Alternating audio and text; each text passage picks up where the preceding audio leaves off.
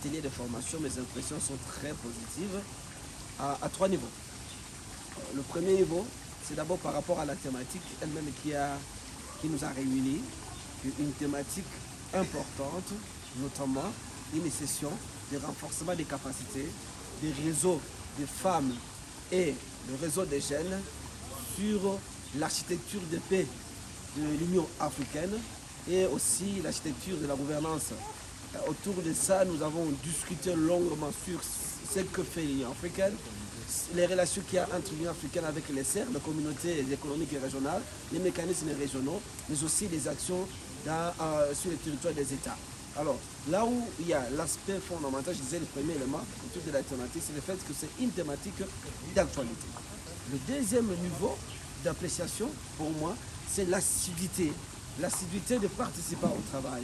Parce qu'il y a ces réseaux, je vois que les dames ont un dynamisme très fort, comme aussi les jeunes qui ont un dynamisme très fort et voudraient réellement faire un travail de plaidoyer, un travail de lobbying, pour voir comment est-ce que notre pays, la RDC, peut sortir de cette situation qui nous accable, comme nous le savons, le conflit armé.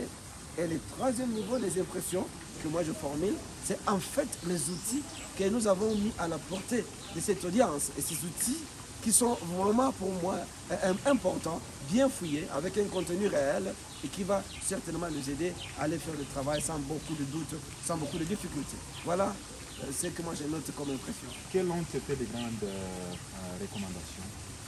Non, les grandes recommandations, c'est d'abord d'inviter les dames et les jeunes à pouvoir s'engager encore davantage sur le moment d'aller plus loin. Et là, parmi les recommandations, c'est de dire que, un, le plaidoyer qui doit se faire doit d'abord être orienté vers le gouvernement congolais et après aller vers les mécanismes régionaux. C'est ça d'abord la première recommandation. La deuxième recommandation, c'est de demander encore un renforcement en compétences, un renforcement en connaissances pour ce qui concerne le plaidoyer et le lobbying qui doit être fait. Et troisièmement, que l'État congolais, donc au travers de ces réseaux ici, des femmes et des jeunes, arrive à arracher ce qui lui revient par rapport à sa participation dans les mécanismes économiques régionaux qui traitent particulièrement de la question de paix et sécurité, de la question des droits humains, de l'autonomisation de la femme et de la parité, mais aussi la capitalisation des jeunes par rapport à leur potentiel. Ce sont les trois grandes recommandations. Et aussi dans tout ça, on invite, au travers de ces structures, on invite aussi tous les autres partenaires à pouvoir ouvrir leurs portes pour que la RDC soit dans une stabilité que nous voulons, pour toujours. Oui, peut-être pour finir, est-ce que vous pensez que les 3 jours ont suffi pour la capacitation des participants? Non, il faut dire que les 3 jours n'ont pas été suffisants. Il y a encore lieu de renforcer, de faire plus que ça. C'est ici, en passant, nous voulons remercier Women's International Peace Center pour avoir pensé à cette activité, parce qu'on a vite noté qu'il y avait réellement une nécessité d'asseoir les actions de ces réseaux de femmes et les réseaux de jeunes autour de la thématique, la grande thématique de l'architecture de paix et sécurité en Afrique.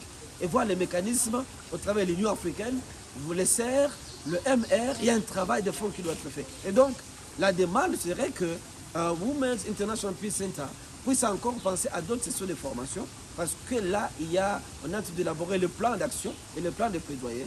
Et ces plans d'action, le plan de plaidoyer dans leur contenu, ont encore besoin d'un accompagnement. Et peut-être, s'il y a encore une autre session au début de l'année prochaine, ça sera encore bien pour qu'on puisse avoir suffisamment d'outils, suffisamment d'informations, de capacités et d'influencer certainement les grandes décisions pour la paix et la sécurité dans ce pays. Professeur, nous vous remercions. C'est moi qui vous remercie.